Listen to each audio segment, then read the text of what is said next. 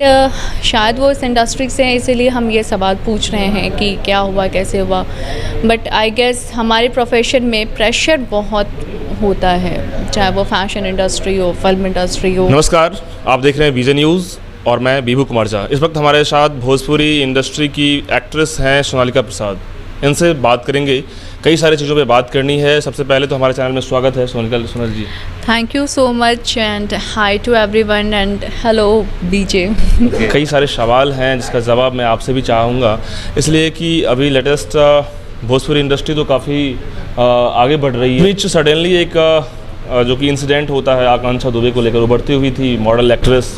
तो आकांक्षा दुबे को आप कितना जानती हैं? हाँ जी। मैं उनको सिर्फ एक स्टार्टिंग इनिशियल पीरियड में जानती थी, जब मैं BIPL होस्ट करने वाली थी, लाइव एंकरिंग में उसमें कर रही थी। कान्हा स्टेडियम में हुआ था और पहली बार BIPL इतने बड़े पैमाने पे गया था, और ये बात जनवरी 2020 की है, यानी कोरोना आने से पहले। देन उनका उतना नाम नहीं था, शी वॉज स्ट्रगलिंग, और अचानक से मैंने बूम एक देखा उनके करियर में आते हुए। I guess if I am not wrong March 2021, because मेरे सेट पे हैदराबाद में भी वो आई थी। जब हमारा सेकेंड स्केड्यूल जब कंप्लीट होने वाला था तो वो फिर आई थी, एंड तब तक अगेन उनका वैसा उतना नाम नहीं था। लेकिन एक होता ना, आपने कुछ ऐसा किया और एकदम से all of a sudden click किया, तो वो उनका नाम उसमें बढ़ने लगा। एंड तो वो जैसे कि प्रेशर की बात करें तो इस प्रेशर को बिल्कुल ओपनली हम टॉक क्यों ना करें, तो ये एक बड़ा सवाल है। मैं आपसे ओपनली टॉक कर रही हूँ, बिकॉज अगर आप मुझे बता दो, show me all the reports, आपके पास तो कोई रिपोर्ट्स नहीं आई, मीडिया में कोई रिपोर्ट्स नहीं आई, then how we can say that it's a murder और इट्स अ सुसाइड। हम कुछ नहीं कह सकते, बिकॉज हमें भी वो आंसर चाहिए, एंड वो भी पूरी क्लैरिफिकेशन के साथ, विद प्रूफ के साथ, so that we have to wait. Till now I can say this only that we have to wait, कि अभी तक सुशांत सिंह राजपूत जी का केस तो सुलझा ही नहीं है, so we can't say anything. तो बड़ा सवाल है, क्या यदि बॉलीवुड इंडस्ट्री में सुशांत सिंह राजपूत जैसे इंसिडेंट सेम ऐसा ही दिख रहा है, लोग कह रहे हैं, यहाँ तक कि इवन ऑडियंस जितने भी हैं भोजपुरी में देखने वाले, कि सेम सुशांत सिंह राजपूत का ये एंगल दिया गया है, ये स्क्रिप्टेड एक मर्डर है, नॉट सुसाइड। कई सारे फैक्ट एविडेंस ऐसे हैं जिस पे बहस करने की ज़रूरत है, चाहे वो मीडिया के तमाम लोग कर रहे हैं, लगातार लोग अपडेट लेना चाह रहे हैं, और फैक्ट और एविडेंस बहुत सारे। सबसे पहला सवाल तो होटल के अंदर में जब एंट्री करती है तो मैनेजर कहते हैं कि वो हाथ पकड़ के अपने वो संदीप नाम के लड़का से एंट्री की थी, लेकिन फुटेज में वो ऐसा नहीं है।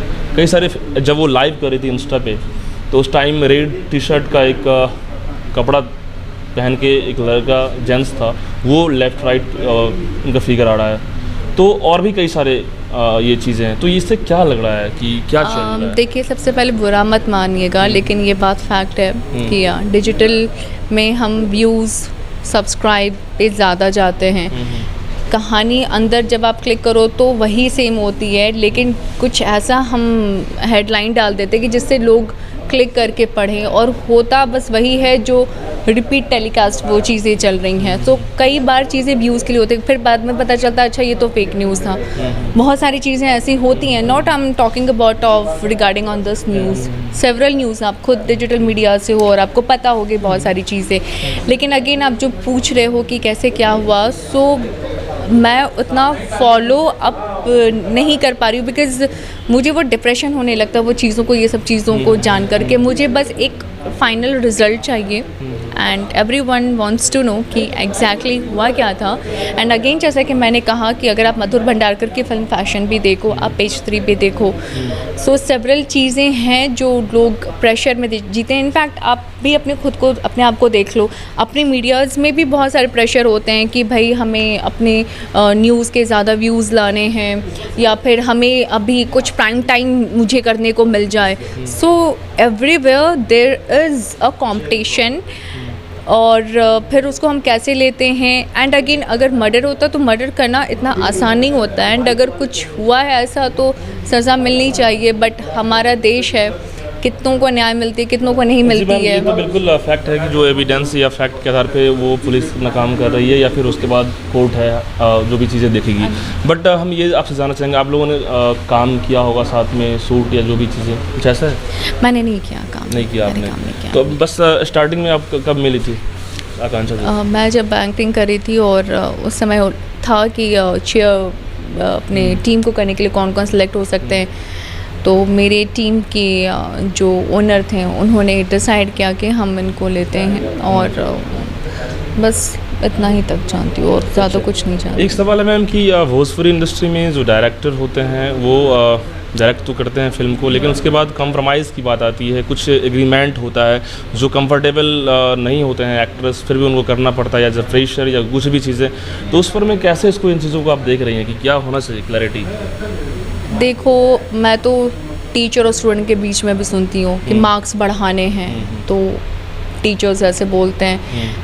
ये हम इंडस्ट्री को नहीं बोल सकते, हम एक किसी पर्टिकुलर प्रोफेशन को नहीं बोल सकते, हम नहीं बोल सकते किसी के बारे में, because there is everywhere. Because अगर ऐसा नहीं होता तो हम फैमिलीज़ में भी सुनते हैं कि कितनी बार बच्चे जो हैं इन सब चीज़ों का फिज़िकली अब्यूज़मेंट का शिकार हुआ, इस पर कितने सारे कहानी लाइंस आए हैं। Depends on person, it's up to you कि आपको वो करना है, आपको अपना करियर उठाने के लिए या वो मार्क्स पाने के लिए आप इतने डेस्परेट हो कि if you want to go and cross the lines then okay, it's up to you. तो क्या मैम क्रॉस द लाइन होना ज़रूरी है? यदि इन चीज़ों को आप बेबाक तरीके से खुल के तो सामने भी रख सकते हैं ना? खुल के सामने किसके सामने मतलब रखने की बात कर रहे हो? बात आती है कि ये कैरियर की बात होती है, क्या बात आती है कि प्रलोभन की मुझे आगे बढ़ना है, हाँ मुझे करना है?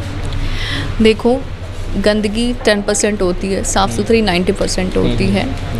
हम यहाँ हर चीज़, अब हम जहाँ इंटरव्यू ले रहे हैं अभी, आसपास बहुत खूबसूरत आप खुद देख सकते हैं, हम वहाँ एक गंदे कचरे का थैला रख देते कोने में, आपको वो बात आएगी, आपको बस वो चीज़ें दिखेंगी, आपको इतनी खूबसूरती 90% नहीं दिखेंगी। सेम है in every field, in every persons life, in everywhere.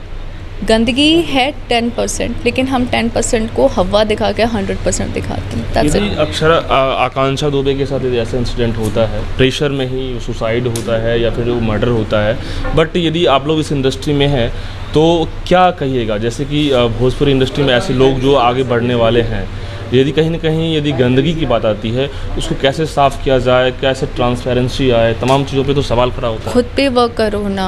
आप खुद को इतना डेस्परेट, आप अपने आप को इतना ईज़ क्यों दिखाते हो? आप अपने आप को इतना हल्का क्यों कर देते हो? अगर आप नॉट अबाउट जो वर्ड आप यूज़ कर रहे हो, अपार्ट फ्रॉम दैट ऑल्सो, कि अगर हम कहीं काम भी करते हैं, हमारे बॉस हमारे प्रेशर पे किए रहते हैं। मैंने गवर्नमेंट जॉब में मेरे पापा को कितनी बार प्रेशर में काम करते हुए देखा। ही वॉज PNB ऑफिसर, फिर मैनेजर, फिर तुम्हें डिग्रीज चाहिए तो भाई मेरी चमचागिरी करो, नहीं करोगे तो मैं तुम्हें मार्क्स नहीं दूंगा, तो फिर तुम्हारा स्केल 2, स्केल 3, स्केल 4 नहीं होगा। तो इट्स एवरीवेयर। वाई जेंडर मतलब अपोजिशन की बात हम क्यों करें? जेंडर अपोजिट की सेम जेंडर में भी कितने सारे प्रेशर होते हैं। तो ये आप पर है ना कि आपको कितना अपने आप को हल्का दिखाना है, आपको आवाज़ उठानी है, आपको साइड हो करके दूसरे अपने वे में चले जाना है कि कोई बात नहीं, एक इंसान तो किसी का करियर नहीं बनाता। ओके, तुम मेरे साथ नहीं काम करना चाहते, सो कि हम दूसरी जगह जाते हैं, हम अपना दूसरा काम देखेंगे। थोड़ा प्रेशर ही होगा ना, हम तो वो हैंडल कर लेंगे।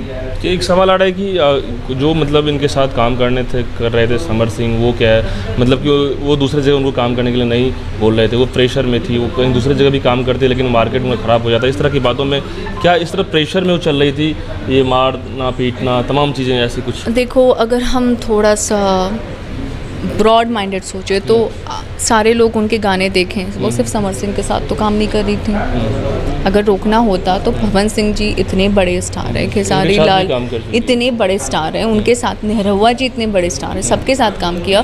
तो भाई जो बंदी सबके साथ काम कर रही है तो करियर तो ऑलरेडी उठ ही रहा था। तो उस पर ये कहना कि वो मुझे समझ में नहीं आता कि आपस में अब बंद कमरे में क्या बात हुई, हम तो नहीं जानते ना, हम किसी के थ्रू सुन रहे हैं। हमने तो नहीं सुना ना, उस बंदी के मुंह से सुना हमने, ना हम उस बंदे के मुंह से सुने, हम किसी के मुंह से नहीं सुने। तो ओवरऑल कहा जाए कि एक हाथ से ताली नहीं बजती है। ओके।